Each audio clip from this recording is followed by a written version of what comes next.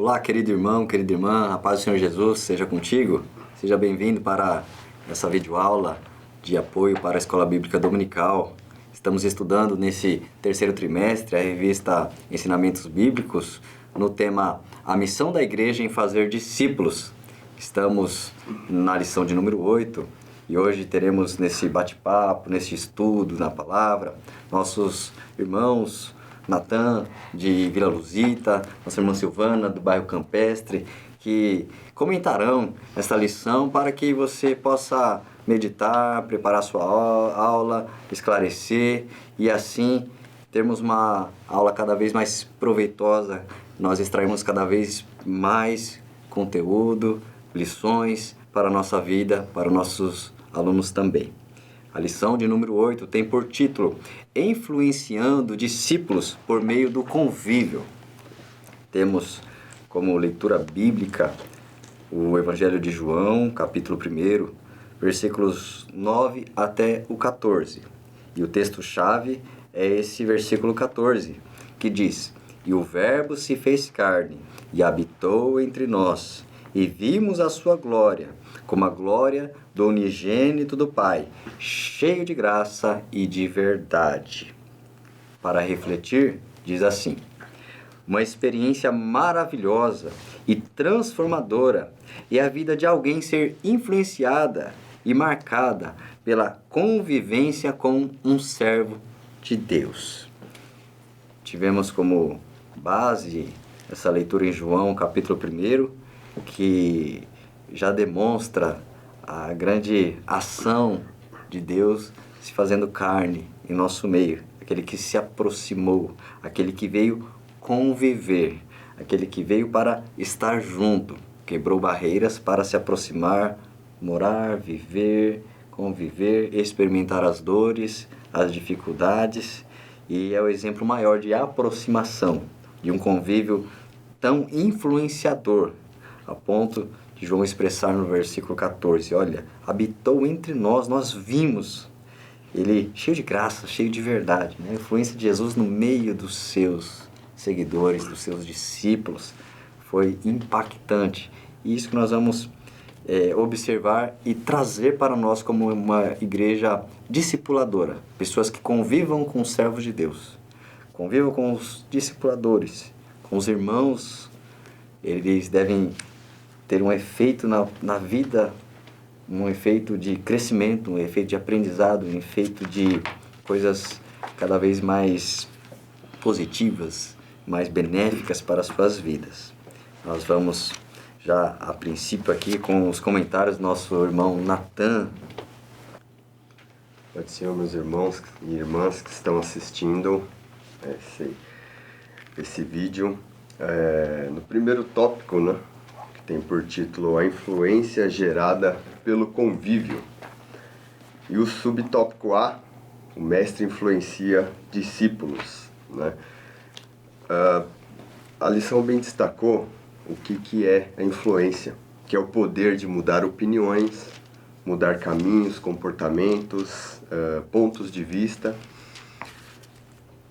Assim, não só nos dias de hoje, mas a influência é muito buscada por muitos. Muitos buscam ter influência sobre outras pessoas. E especialmente hoje em dia, essa palavra de influência tem ganhado muito destaque, né? Nós falamos hoje até de influenciadores digitais, né? Que são aquelas pessoas que têm influência sobre milhares de outras, especialmente através das redes sociais. Só que nós temos que pensar a seguinte questão: a influência, ela gera um custo para o influenciador. Nós vamos falar um pouco mais sobre isso posteriormente, então nós temos que ter um certo cuidado com querer influência. Mas a influência discipuladora, ela é essencial, né? Ela é essencial.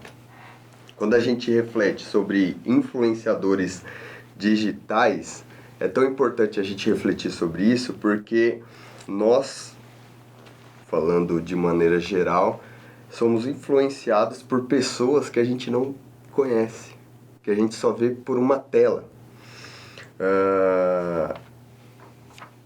E E isso pode gerar um certo estranhamento, porque a pessoa que está te influenciando pela tela, ela não conhece os seus problemas, ela não conhece as suas dificuldades.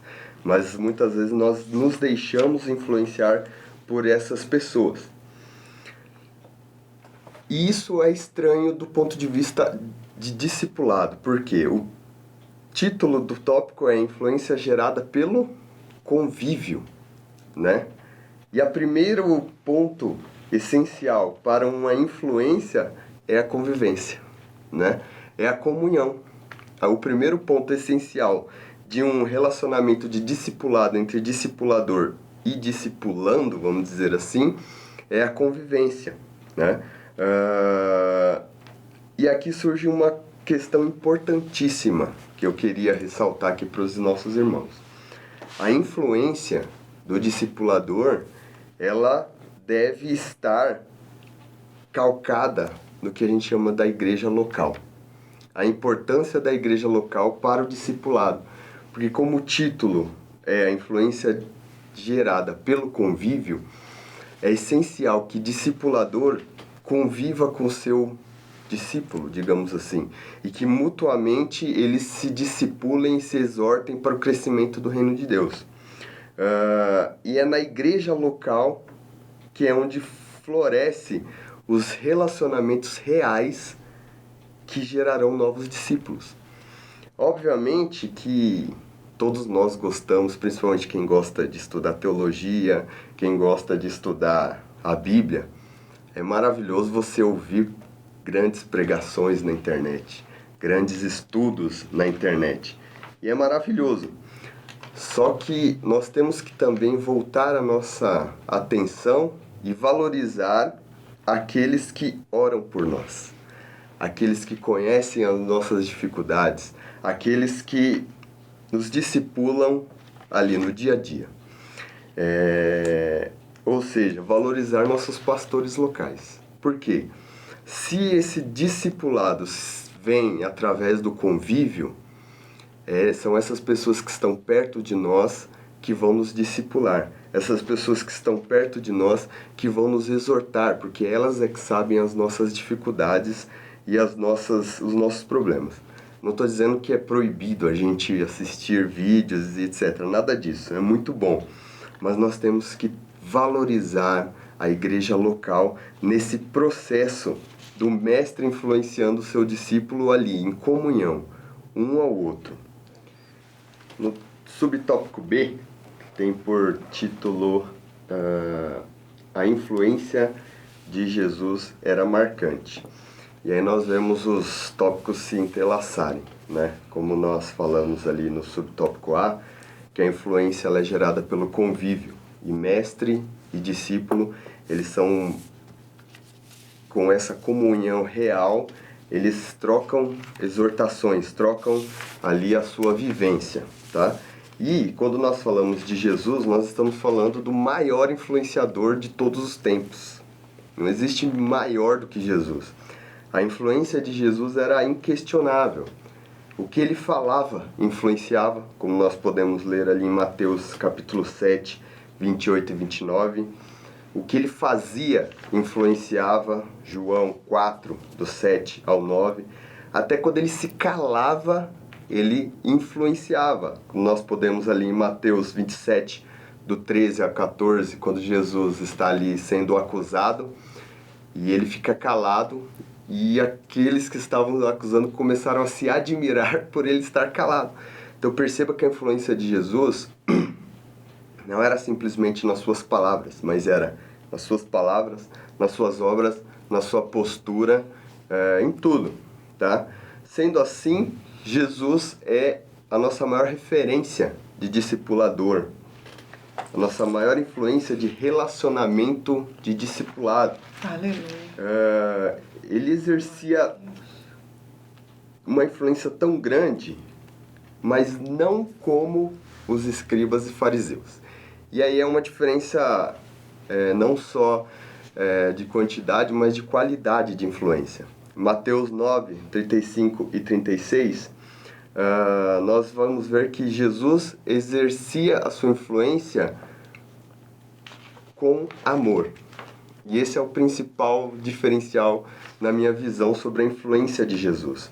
Porque hoje nós vemos pessoas tentando influenciar outras para benefício próprio.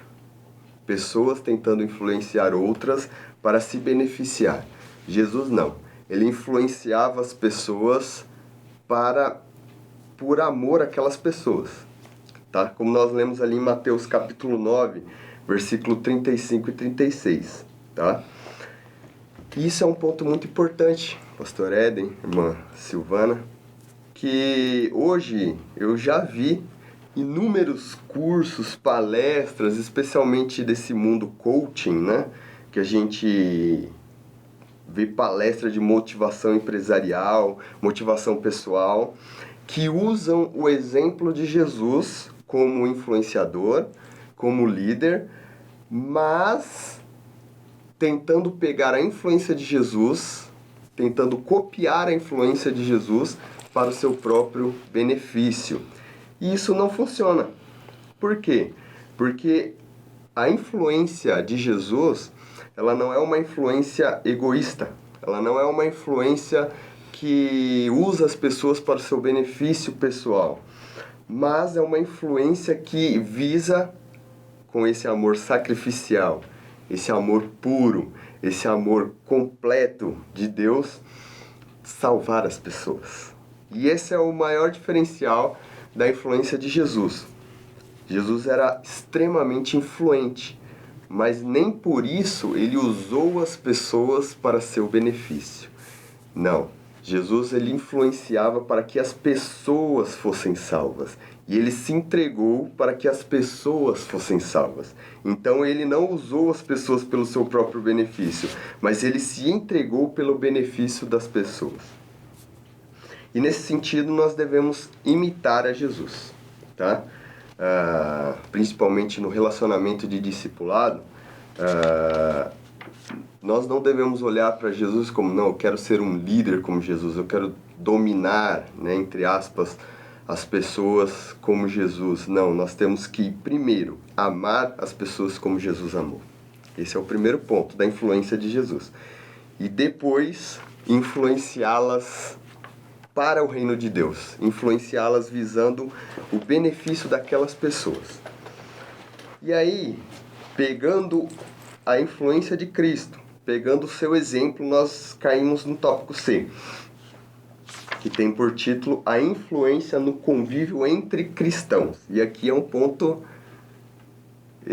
excepcional. Como nós podemos ler no Salmo 133, que diz: ó quão bom e quão suave é que os irmãos vivam em união. A convivência entre os irmãos, e aqui nós temos que ser bastante sinceros, bastante honestos, sempre foi uma das fraquezas da igreja. A comunhão entre irmãos sempre foi uma das maiores fraquezas da igreja, não só de hoje, de toda a história. Se você analisar desde os períodos lá de Atos dos Apóstolos até hoje, talvez a maior fraqueza da igreja seja a desunião. Porque muitos não compreendem a importância da unidade, da fraternidade, do perdão, e se deixam levar pela vaidade da razão. O que é a vaidade da razão? Aquele sentimento de que estou na minha razão, não interessa quem eu vou machucar. Se eu estou na minha razão, é eu mesmo, pronto, acabou.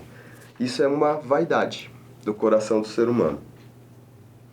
Como eu falei, esse problema não é exclusivo dos nossos dias. Ele não surgiu na igreja atual. Mas desde sempre, como a gente pode ver já em Atos capítulo 6, versículo 1, uma murmuração dos gregos, dos cristãos gregos contra os cristãos de raiz hebraica, porque aparentemente havia uma injustiça na distribuição diária para as viúvas. As viúvas gregas estavam sendo esquecidas. Em Atos capítulo 11, versículo 1 e 2, os cristãos da Judéia não queriam reconhecer cristãos de outros lugares, cristãos gentios. 1 Coríntios, esse é o clássico, 1 Coríntios capítulo 1, versículo 11 e 12, cristãos dividiram a igreja de Corinto em partidos, né? Uns eram de Paulo, outros de Apolo, outros de Cefas. Dividiram a igreja em partidos. E se nós analisarmos a história da igreja, a gente pode ficar aqui horas e horas só citando exemplos de desunião na igreja. Mas nós devemos ter a certeza que a união, o convívio entre cristãos, esse convívio de comunhão, esse relacionamento de discipulado, ele é extremamente importante. 1 Coríntios capítulo 12, do versículo 13 ao 27, o apóstolo Paulo vai falar da igreja, nós como um corpo, que estamos ligados uns nos outros. É uma metáfora interessante, porque quando nós imaginamos aquela dor que a gente sente quando a gente bate o dedinho do pé na quina lá de algum móvel, parece que o corpo inteiro sente uma dor. E é justamente essa metáfora. Quando um de nós não está bem, o corpo não está bem. Quando um de nós se recupera, o corpo está feliz. E assim deve ser o convívio entre os cristãos. Queria deixar só um exemplo para nós entendermos o poder da união. Rapidamente, o exemplo dos morávios. No ano de 1722, um homem chamado Conde Zinzendorf, ele era um homem muito rico, e naquela época existia uma perseguição muito forte contra os cristãos que vieram da Reforma. Então existia uma guerra muito grande, uma perseguição dos católicos contra aqueles que vieram da Reforma. Esse homem, Zinzendorf, ele decide abrir algumas terras que ele tinha para abrigar esses refugiados que estavam fugindo de perseguição religiosa nos seus países. Só que ele não tinha preferência. Qualquer pessoa que era perseguida religiosamente por causa dos católicos, que os católicos perseguiam aqueles que acreditavam na Reforma, ele abrigava em sua terra. Só que aí existiam várias pessoas de linhas teológicas diferentes. Você tinha luteranos, calvinistas, zwinglianos e etc. Juntos na mesma terra, vivendo. E, como é de se esperar, começou a haver conflitos entre eles dentro da terra do Conde Zinzendorf. E o que esse homem fez? Ele se reuniu de casa em casa para orar e para estudar a Bíblia. Conjuntamente, ele reuniu as pessoas que estavam brigando e falou, não, vamos parar de brigar, vamos orar, vamos estudar a Bíblia. E houve um avivamento tão grande, Pastor Éden, que esse movimento, que ficou conhecido depois como os morávios, eles iniciaram uma oração ininterrupta de 24 horas por dia que durou 100 anos. Muitos missionários saíram dali, pessoas que se vendiam como escravos para poder levar o evangelho para os escravos que estavam ali. Pessoas que iam em qualquer lugar para pregar o evangelho. Esse é o poder da união da igreja. Quando o Espírito Santo está agindo na igreja em comunhão, a igreja, digamos que ela muda de patamar, ela muda de nível. Por essa razão, o convívio entre cristãos deve ser algo especial e algo que nós devemos buscar.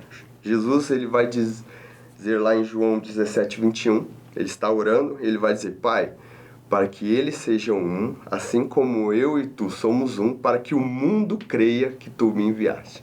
Então a união da igreja também é uma pregação do Evangelho de Cristo. Verdade, Natan. A união da igreja, a vida da igreja é uma mensagem, uma pregação, porque é um estilo de vida diferente. É um estilo de vida que é chamado por Deus para ser sal e luz neste mundo. Então, sal e luz tem um efeito. E quando nós falamos nesse tópico primeiro sobre influência, Cristo vem e ele exerce uma influência, porque todo relacionamento de pessoas próximas há uma troca de ideias, troca de valores, troca de hábitos, e alguém influencia alguém ou compartilha algo com alguém. Quando se fala em influência, é o exercer o efeito sobre o outro.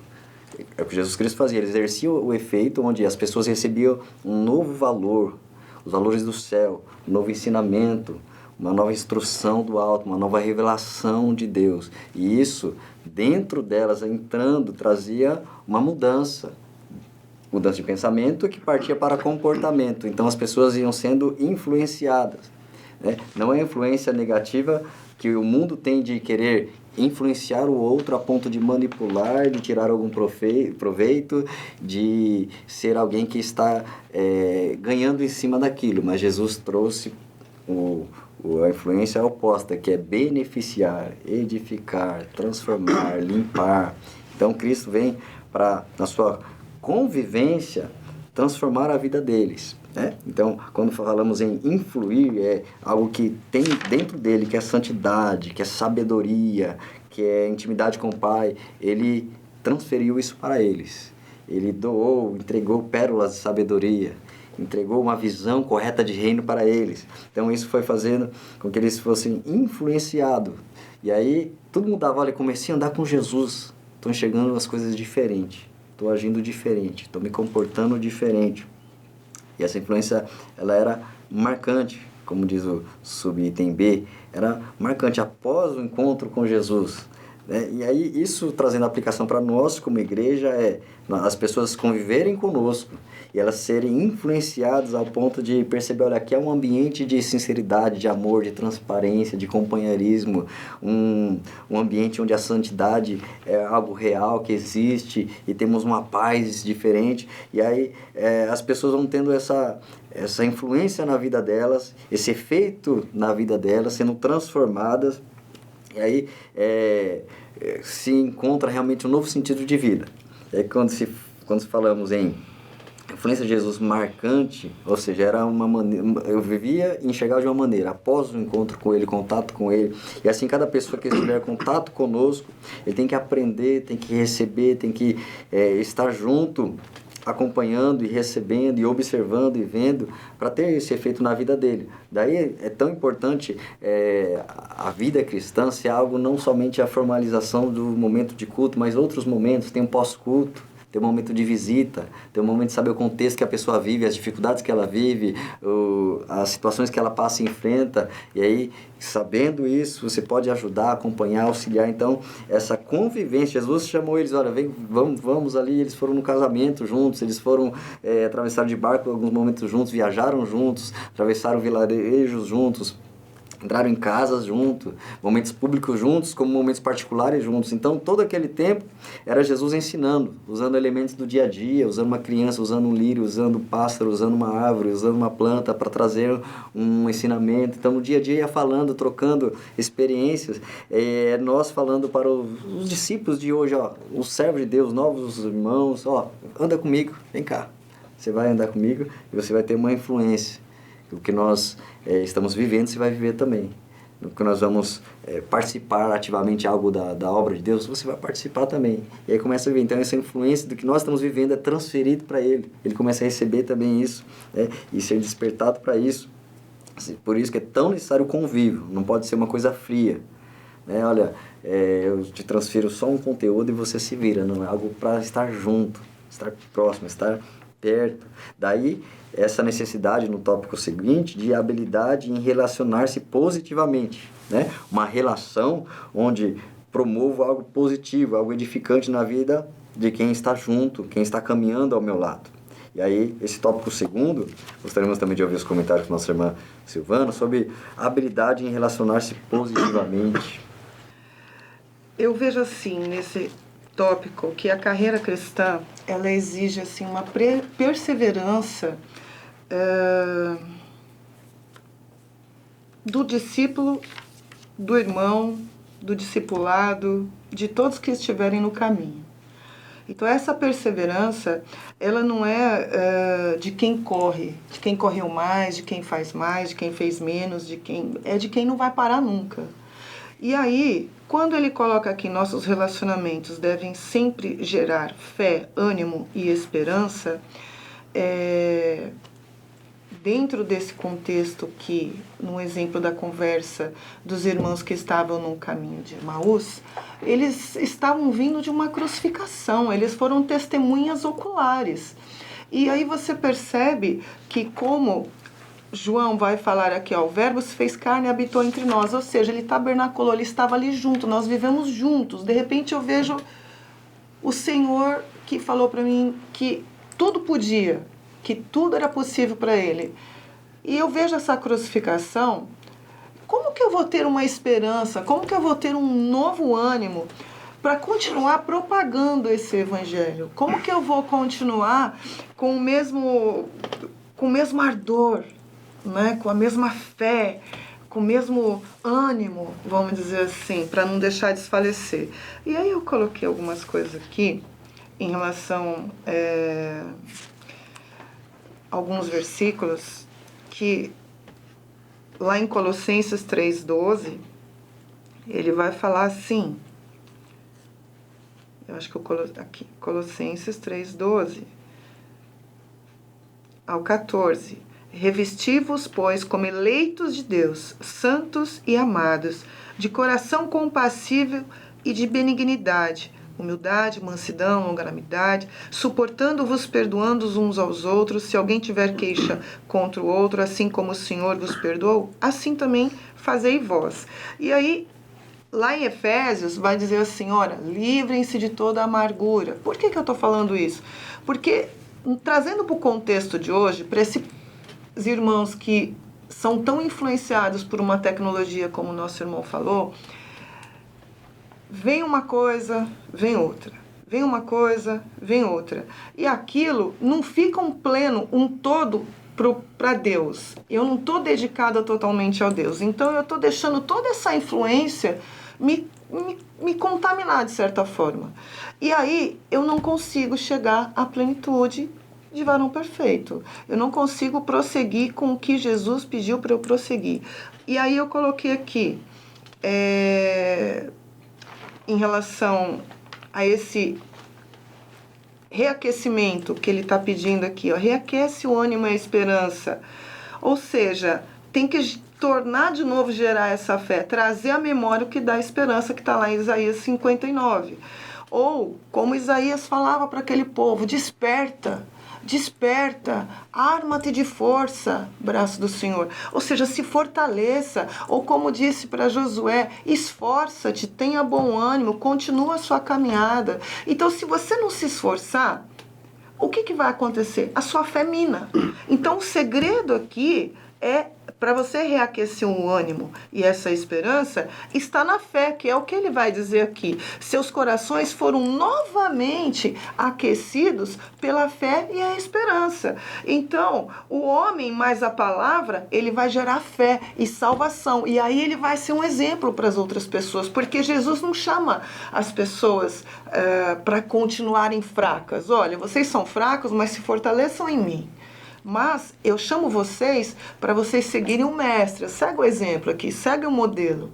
Sejam meus imitadores como filhos amados. E aí, quando eles vão caminhando, prosseguindo, se relacionando, porque quando as pessoas estão assim, quanto mais elas se relacionam, menos elas julgam.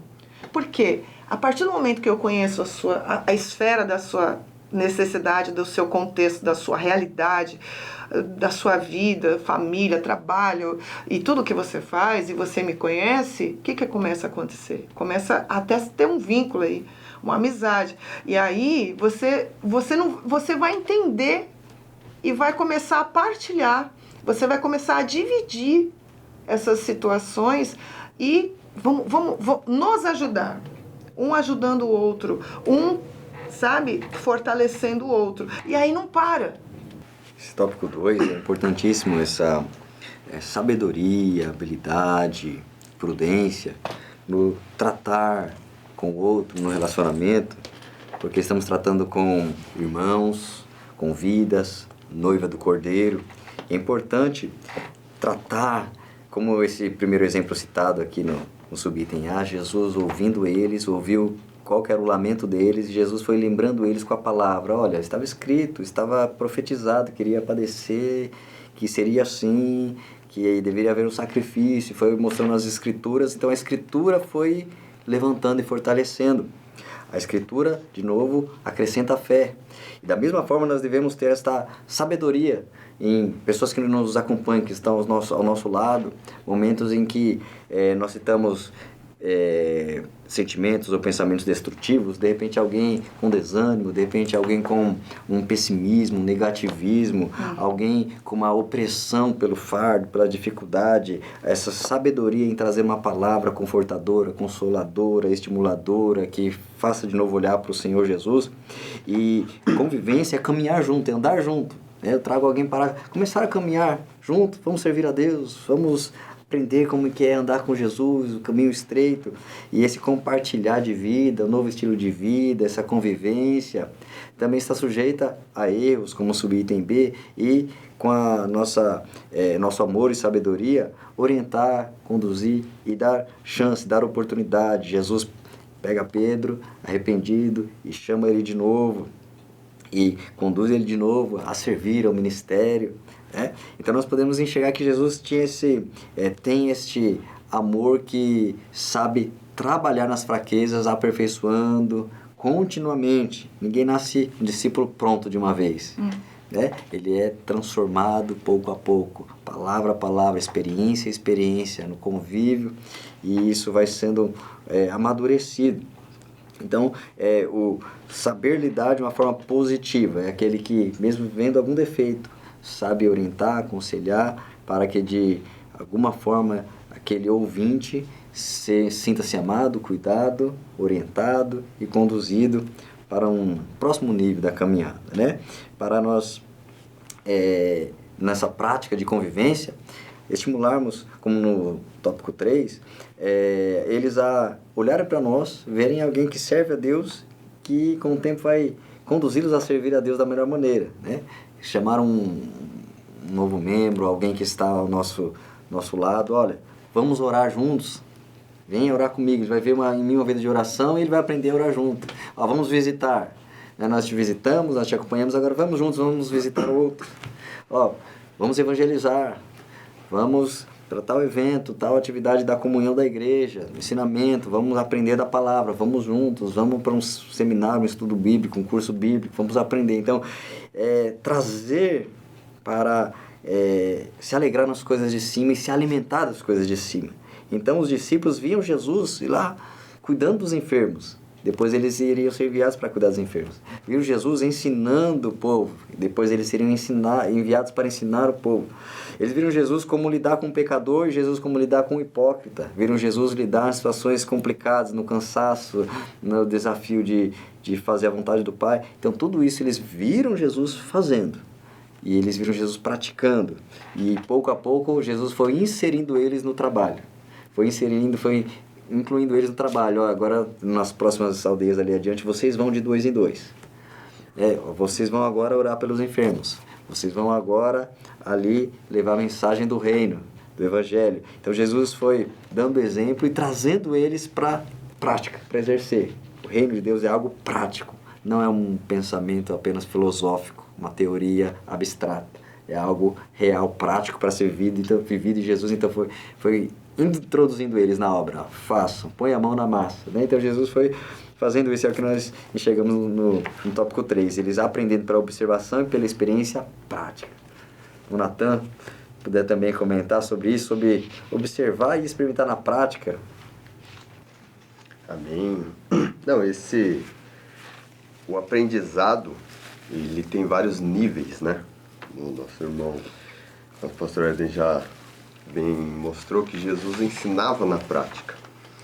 Eu levantei aqui uma pesquisa, se irmãos quiserem usá-la nas suas aulas, que chama A Teoria da Pirâmide de Aprendizagem de William Glasser, né, que é um psiquiatra norte-americano, e ele levantou uma pesquisa muito interessante.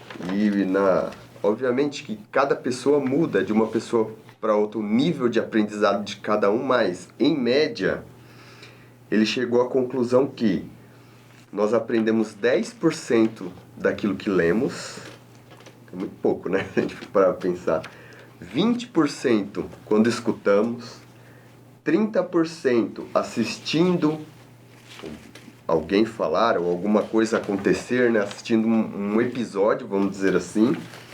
50% escutando e assistindo ao mesmo tempo. 70% quando conversamos e quando debatemos um assunto. 80% quando nós escrevemos ou praticamos. E 95% quando nós ensinamos. Veja que existe uma disparidade muito grande no nível de aprendizado de cada uma das coisas. E se você analisar a forma como Jesus, que é a nossa maior referência, como já nós falamos aqui, Jesus ele falava, Jesus ele mostrava, como o pastor Erden já disse, ele mostrava como fazer. Ele não só mostrava, mas falava enquanto fazia, né? Ele debatia assuntos, né? Quando a pessoa chegava com uma questão, ele respondia a questão com uma outra questão para levar aquele discípulo a pensar, a refletir, e colocou os discípulos, como o nosso pastor Ellen bem falou aqui, para ir na prática. Agora vocês vão de 2 em 2, vão naquelas aldeias ali e façam tudo que eu já ensinei. Ou seja, Jesus, ele já sabia de tudo isso, né? Como que esse psiquiatra chegou a essa conclusão, Jesus já sabia disso desde muito tempo. E ele ensinou assim, através da observação, através da prática, né? É interessante, eu queria destacar só um episódio para ficar bem claro na nossa mente. Em Mateus capítulo 17, do versículo 15 ao 16, que um homem chega com seu filho, um menino, endemoniado. E ele chega para Jesus e diz: olha, Jesus, esse menino, ele se atira no fogo, ele, né, tem hora que ele corre quase o risco de morrer. Eu trouxe para os seus discípulos e eles não puderam curá-lo. Então Jesus fala algumas palavras, os irmãos leiam aí em casa, Mateus capítulo 17. E Jesus expulsa aquele demônio, tá? E depois os discípulos chegam para ele e falam: Jesus, por que a gente não conseguiu expulsar esses demônios? Por que a gente não conseguiu fazer isso? E Jesus diz, ali no versículo 21, que essa casta de demônios só sai com jejum e oração. Aí a gente se pergunta, por que Jesus já não falou isso antes? Por que Jesus já não chegou para os discípulos: olha, pessoal, vocês vão expulsar demônios, mas tem uma casta aí que vocês vão ter que fazer um jejum e oração primeiro. Não, Jesus espera eles ter a experiência para depois mostrar para eles na prática qual é a importância da oração e do jejum. Jesus parece até uma coisa um pouco cruel. Poxa vida, será que Jesus deixou eles errarem? Deixou, porque o erro ensina também. O erro, ele nos faz crescer. Você aprender com o seu próprio erro. Isso é um tipo de sabedoria muito grande em nossas vidas, quando nós aprendemos com os nossos erros. É muito mais interessante, se nós pararmos para pensar, quando nós aprendemos com os erros dos outros, né? Nós não passamos por esse erro, mas existem momentos que nós precisamos aprender com os nossos próprios erros. Então Jesus não falou para eles que tinham uma casta de demônio diferenciada, vamos dizer assim. Esperou que eles, na prática, absorvessem a importância da oração e do jejum. Falou: tá vendo? Vocês não oraram, não jejuaram, então, portanto, não puderam expulsar esse tipo de demônio. Então, assim era o aprendizado que Jesus aplicava nos seus discípulos. Um aprendizado não só teórico, mas prático também, pastor Eder. Queridos, imagine andar pessoalmente com Jesus. Deve ter sido maravilhoso demais. Andar com Ele, ver Ele, ouvir Ele, conviver com Ele. Da mesma forma, a convivência entre os servos de Deus deve ser algo gratificante, saudável, edificante, que promova crescimento, que assim como Jesus trabalhou para formar neles discípulos atuantes. Da mesma forma, os irmãos caminhando conosco têm esse privilégio. Olha, andei com o irmão tal e aprendi algo novo com ele. Vi algo de Deus diferenciado na vida dele. Tivemos experiências juntos. Vamos juntos fazer a obra de Deus. Vamos juntos agir, cooperar, servir ao reino e ter essas experiências gratificantes que vão promovendo, trazendo crescimento. Nós citamos aqui no Para Refletir que uma experiência maravilhosa e transformadora é a vida de alguém ser influenciada e marcada pela convivência com o servo de Deus. Que, com esta lição de número 8, cada um de nós vem influenciar de tal maneira as pessoas ao nosso redor, a ponto de dizer, olha, foi bom caminhar um pouco com você, foi bom congregar com você, foi bom ouvir você, foi bom estar com você, porque você estará com a sua vida influenciando positivamente outro. Assim, um ao outro edificando, vamos trazendo um crescimento, um aperfeiçoamento até a vinda do Senhor Jesus. Nós devemos guardar esta lição, essa importância de uma igreja discipuladora, recebendo novas vidas e termos essa convivência saudável, não com divisões, partidarismos, murmurações, contendas, mas um ambiente de amor e verdade. Que em nome de Jesus, devemos extrair desta lição a necessidade de um convívio abençoador, um convívio divino. Estar com Deus é benção demais. Então, aquele que se achega para estar com o servo de Deus é para ter esse ambiente de bênção e de alegria. Amém, queridos? Deus continue te abençoando em nome do Senhor Jesus. Agradecemos a cooperação dos nossos amados irmãos. Deus continue abençoando cada irmão e continuemos aprendendo. A próxima lição de número 9 é a comunidade dos discípulos. Traremos nesse aspecto de viver em comunidade, como igreja, corpo, unidade espiritual. Igreja que vive preservando e mantendo uma unidade produtiva para a glória de Deus. Amém, queridos? Deus te abençoe em nome do Senhor Jesus.